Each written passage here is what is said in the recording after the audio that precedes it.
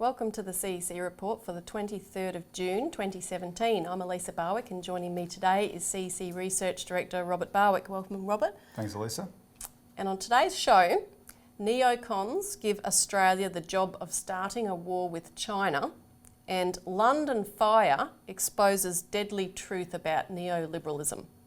Now, before we get started today, we do have the sad announcement that today is the last time that a show, the CEC report, will be broadcast on Channel 31 or Channel 44, depending which state you're in, which is the community television that's been screening the show and where it began, actually. Well, we had a very good relationship with them. Sadly, the relationship hasn't ended. That's not the sad bit. The sad bit is why we're going off air. The Turnbull government has yanked the bandwidth away for no reason. They've got nothing to do with it. They've got nothing else for it to do yet, but they've not let public access TV have it anymore. So that said, there's a few options for the viewers, Elisa. All the Channel 31 organisations in the various capital cities are going to continue on a digital platform, so you can look that up and get used to. The only options are online, so you can look that up and get used to that. Probably the simplest one is to go to YouTube and become a subscriber to our YouTube account. Now, subscribing to a YouTube account doesn't cost you any money. You just go to the CEC's YouTube page and you click subscribe. And what happens then, the benefit of that is you get the CEC report as soon as it's posted online. Much more up to date than even on Channel 31, so there's a benefit for that. We will still be on Foxtel Channel Aurora, or Channel 173, which comes standard with all Foxtel packages. They do have a public access. On a Wednesday night. On a Wednesday night on that. So people can watch us there if they have Foxtel. But in general, I encourage viewers get onto YouTube. Okay, now starting our first subject today, Neocons give Australia the job of starting a war with China. Now, we talked about this a little bit on last week's show very briefly, and we want to elaborate really because this is an existential question for Australia, particularly with what we're being asked to do. So basically we've seen media coverage in recent weeks which has focused on big donations coming from Chinese corporations linked to the Communist Party into Australian political parties, Labor, Liberal, Nationals, etc. We've also heard talk of Chinese censorship, coercion and even espionage. Now, first I want to say that if this were working. You mean if they were being successful in buying influence? Exactly. Yeah. Well, why isn't Australia the #1 partner of the Belt and Road Initiative? We haven't even signed a memorandum of understanding, which countries like even New Zealand have. So it's obviously not working, so that's the first point. Yet our Attorney General George Brandis has called this activity foreign interference and a threat to our sovereignty and the integrity of our democracy. Such as it is. So it's having some impact, who knows what. Now, the real story here is that we have an Anglo-American empire, aka the City of London Wall Street apparatus that has controlled the world through the purse strings for many decades, which are determined to prevent the rise of China, which would spell the end of its reign. And they have to be determined, Elisa, because their policies, neoliberal policies, self-inflicted, have destroyed those economies. Britain is a basket case, America's a basket case. China doesn't have those policies, it's risen. And the entire global financial system is collapsing, which actually China is the one country that's kept the world going since 2008, since the GFC, which is not finished yet and is about to unfurl an entirely new phase.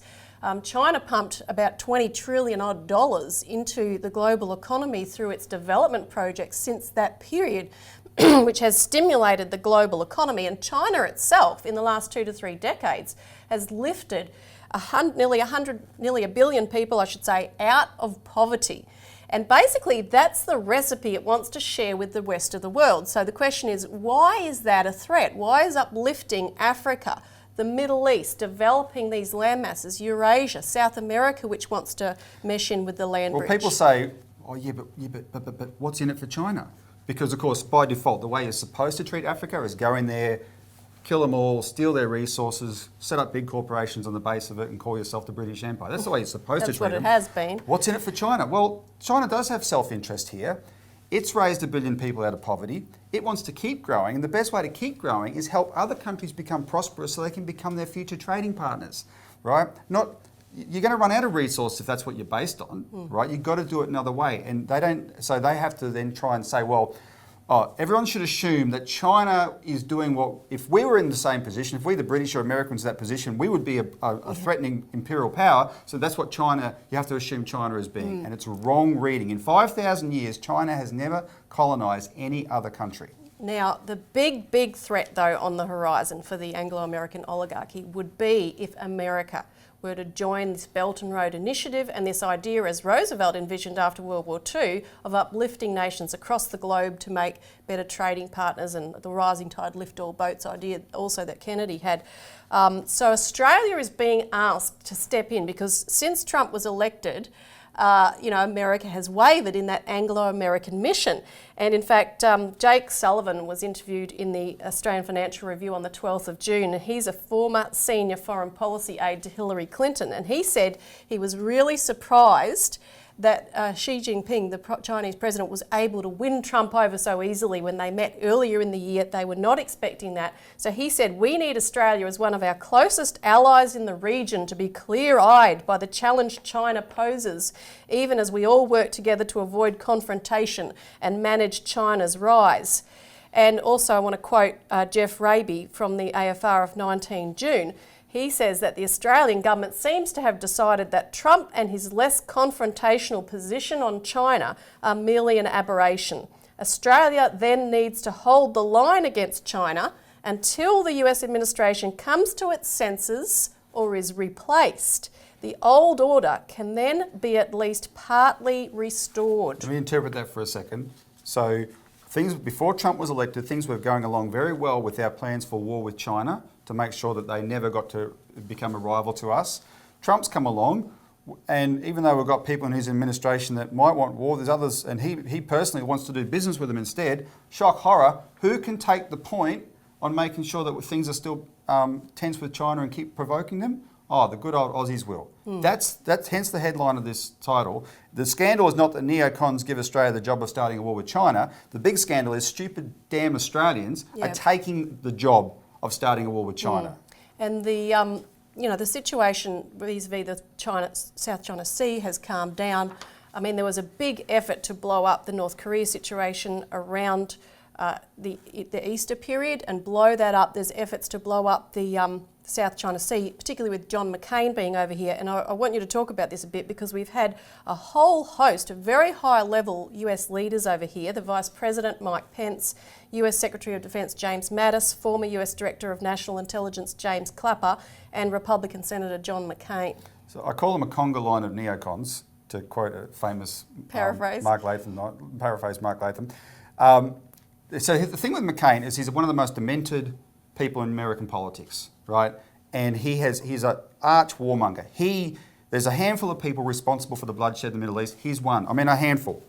He's one on that handful, right? This guy is bad news. When he came to Australia a few weeks ago, the worst thing about his visit was a main headline in a newspaper was quoting all the things he was saying we should do against China, and the headline is attributed all those policies to Trump. No, John McCain does not speak for Donald Trump. He's Trump's biggest enemy in the Republican Party, right? This was being presented as, this is American policy Australia has to go along with. No, this is a neocon cabal in the United States and associated with people in Britain that want Australia to do this, right? So that was McCain. So just before I go to the video, James Clapper is the former Director of National Intelligence in the United States under Obama. And he's come out here. He's one of the main guys whipping up this anti-Russia thing against Trump. He's come out here, and you can see with what he said at the National Press Club, he wants us to do to China what they're doing vis-a-vis Russia for the same purposes. Listen to what he says. Finally, as long as I'm into controversial stuff, I do want to say a word about China, since I realize it is much more of a preoccupation here than Russia is. I do so because I see some striking parallels between what our two countries are experiencing at the hand of these two countries. I've seen just this week compelling evidence of potentially nefarious foreign interference in your democratic institutions and from where that interference apparently originates. As Dennis Richardson forthrightly acknowledged, And as your news media has exposed this week, it is no secret that China is very active in intelligence activities directed against Australia, just as they are against us, and that China is increasingly aggressive in attempting to gain influence in your political processes as Russia is in ours. The thing, among many inexplicable things that we find watching Donald Trump from this distance, is why is it that his administration seems so keen to be courting Russia? I don't think at least that part is denied. Can you explain that? No, I can't, and I, in my remarks, characterize that as inexplicable. I don't understand that. There is, of course, now an investigation under the auspices of Bob Mueller, by the way, a inspired, brilliant choice to do that, whom I've also worked with, was Jim Comey's predecessor as a special counsel. And as I've often said, it is absolutely crucial for the United States, and for that matter for the world, for this presidency, for the Republicans, for the Democrats, and for our nation at large, that we get to the bottom of this. You know, is there a smoking gun with all the smoke? And I don't know the answer to that. I think it's vital, though, that we find that out. And in the interim, no, I cannot explain this solicitousness of the Russians. During my one and only, first and last ever, I'm sure, sojourn to Trump Tower, the then President-elect Trump commented to me that, you know, wouldn't it be a good thing if we could get along with the Russians? I said, sure. You know, whenever our interests converge, and they do occasionally, fine. But as far as our being intimate allies, trusting buds with the Russians, that is just not going to happen. It is in their genes to be opposed, diametrically opposed to the United States and the Western democracies. Now, Elisa, so there's, people can go watch that themselves on the National Press Club website. The thing that stands out to me, though, about Clapper's speech, this is a guy who's a known perjurer. He lied under oath in 2013 in the US Congress because he was asked, does the National Security Agency spy on Americans? And he said, no, they don't. And Edward Snowden, the famous leaker who leaked the National Security Agency stuff, he said that he was motivated to do that leak once he saw that testimony because he knew that James Clapper was lying under oath. He's a known liar, and he comes and makes all these accusations about Russia and China and that in Australia. I have to highlight one of the things he said. It's not in the video. He went on about China, how bad China is. They use their companies make smartphones that they can use to spy on people. Well, the very thing that Snowden exposed Clapper on was the NSA using American phone companies like Verizon to spy on Americans. That's how they were doing it. So what he's accusing China of is exactly what the NSA was doing to the United States, to American citizens, right? This guy, and did our reporters challenge him on any of that? No, they just licked his butt. Sorry to be crude. That's what they did. They were prostitutes in there, the press, and it was just a total disgusting exercise. Now we've got to take a quick break, but we'll keep talking about this subject right after this.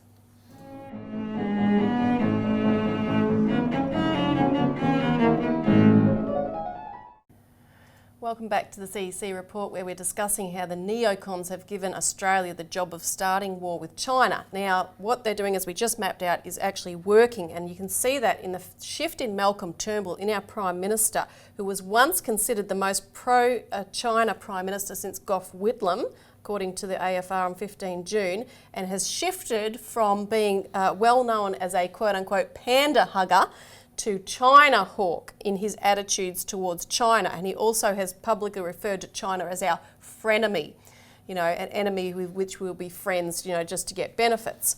Now, the AFR also said that his government's position is now arguably more strident than that of the United States under hawkish Americans, and this is a real question as to why that would be the case. And you saw also probably the culmination point of the shift in Turnbull in the speech he gave at Shangri-La, the security dialogue in Singapore on the 2nd to 4th June, where he lectured China, went through one point after the other that they must not take unilateral action, use coercion, breach the sovereignty of others. He raised the concern that China might use its economic largesse to dominate the region. And he contrasted that to the importance of the US creating stability in our region and the US anchored rules-based order and so forth. Sorry, largesse, by the way, for the viewer's benefit, means generosity. Yeah. Right? Yeah, but that's we have a history as Australia with our ally, with Britain, etc., going back hundreds of years. British colonialism was never called largesse. It was the opposite of generosity. It was looting. There was an L word, looting. Here's a country that's using generosity. Oh, that's a threat to the world. Can't trust it.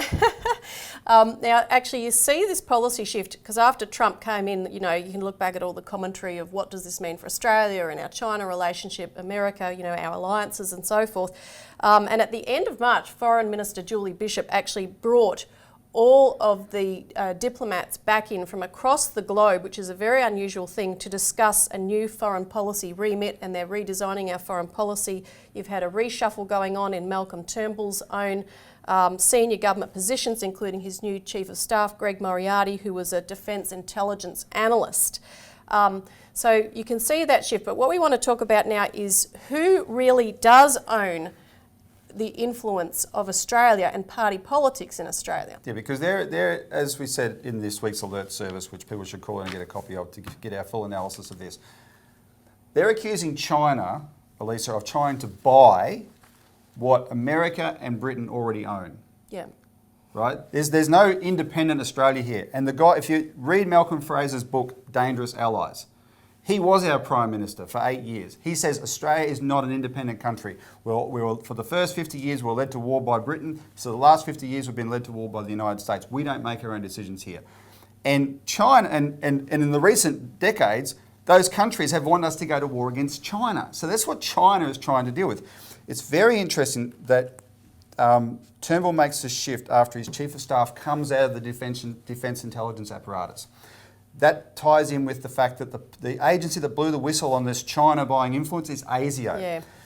These organisations, especially ASIO, they themselves represent foreign influence in Australia. ASIO, the Chifley government in 1949 did not want an agency like ASIO. They did not want a clandestine agency that would be a law unto itself. They thought we've got enough intelligence here, capacities with military intelligence, etc. MI5, at the insistence of British intelligence, foisted ASIO on the Australian government because what they were setting up was called the Five Eyes. So that we have this intelligence apparatus between Australia, New Zealand, Canada, the United States and Great Britain. It's all based on, Britain set it up, it's all based on the British model where you have these very secretive MI5, MI6 organisations that are not accountable democratically, they're not. There's a Crown structure to which they answer, but it's not the democratic system. It's through the Privy Council, etc. Our countries, like Australia, we have a constitution. America has a constitution. We're far more transparent and accountable.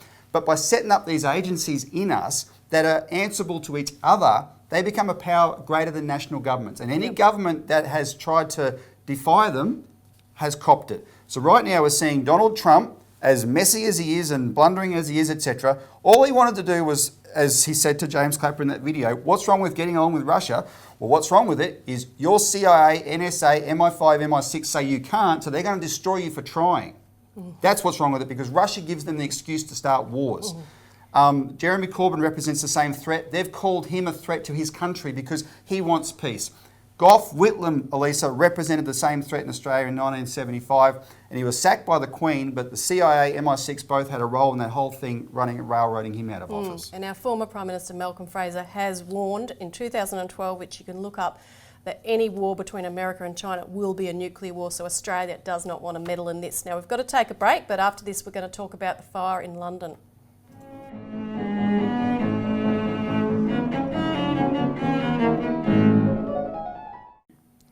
Welcome back to the CEC report. We're now discussing London fire exposes deadly truth about neoliberalism. So we're referring to the fire at Grenfell Tower in Kensington, Chelsea in London on the 14th of June. Of course, this is just down the road from Buckingham Palace, but a very poor area at the same time in certain towers at least. Now, Robbie, you wrote in the Alert Service last week that this fire is emblematic of the inequality and corruption that is entrenched in the UK's oligarchical social political system. I'll go through the details quickly, but I do recommend it's worth reading them in the articles we have here inside and on the back page. Social cleansing is Malthusian genocide. The bottom line is Britain is one of the most unequal countries in the world, and it always has been. That's what you've got to understand, because it's got this hereditary elite, right? So under post-World War II, you had Labor governments in Britain that said, no, we're going to make things more equal, and they built social housing and things like that. But from Thatcherism onwards, it was like, no, we're going back to the free market, neoliberalism rules, it's survival of the fittest. But these towers were left from the intentions of the previous government. So you've got a suburb like Kensington, the borough like Kensington and Chelsea, where you have the richest people in the UK and some of the poorest people in the UK. And the council is a very rich council, but just neglected these buildings. There's a Grenfell Tower Action Group that campaigned for the fire safety of this thing. 2 of the activists in that group died in the fire. By the way, you're going to find the final death toll was even much greater than the 79 they're saying now. This was an unmitigated disaster. So we know you've heard about the cladding, right? The viewers have heard about the cladding, which is on Melbourne buildings as well, the same cladding. That was done, obviously, on the cheap. All those things contributed to it. But the main thing that contributed to it was a neglect driven by the fact that those people shouldn't be here in the first place. Because there's been a big push in the Thatcher years. People who oppose it call it social cleansing. Let's just, create the circumstances of neglect so that we can get them out of here. We don't want them here. And in fact, the reason the cladding was put on the building, Elisa, is because the people who lived in luxury apartments around it thought it was an eyesore. Big concrete thing. Put something on it that looks prettier. But it's flammable. Right? For our benefit. And they put on this thing that went up like a wick. Now, you got to understand that, although the fire might have started by accident, the tragedy is not accidental, right? Because it represents how bad the British system, especially economic system, is. What we do on the back page is we quote Thomas Malthus. Margaret Thatcher, when she started putting out her economic agenda, she was actually a protege of people in the Mont Pelerin Society who were also eugenicists.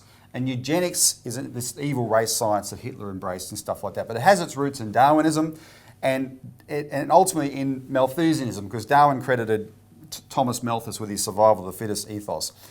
And Thomas Malthus was the guy who said, there's too many poor people, we have to find a way to get rid of them. That's essentially what he said. You've heard him report it. They paper over that stuff, but it's there in his writings, in his famous 1798 essay. This is what he said in terms of getting rid of them. Instead of recommending cleanliness to the poor, we should encourage contrary habits. In our towns, we should make the streets narrower, crowd more people into the houses, and court the return of the plague. Well, in 1798, that was a way to kill them. They've just done it in a tower in London, right? And that's the system at work. Exactly. Now, people can call in and actually subscribe to this publication, the Australian Alert Service, and we encourage people to do so. And also, because this show won't be screened on community television, go to YouTube, type in Citizens Electoral Council and click the subscribe button, and then you'll be notified of any of these shows coming up each week. So you can keep, people should, it's really important. The news we put out here, obviously people who watch us regularly know they don't get it anywhere else. Get the information that we put in the Alert Service. So we often base our show on what we've researched and printed in this Alert Service. You can subscribe to it. It's very important. That's what helps keep the CEC going as well. So thanks for tuning in. Thanks, Robert. Thanks, Elisa. And join us again next week for our show.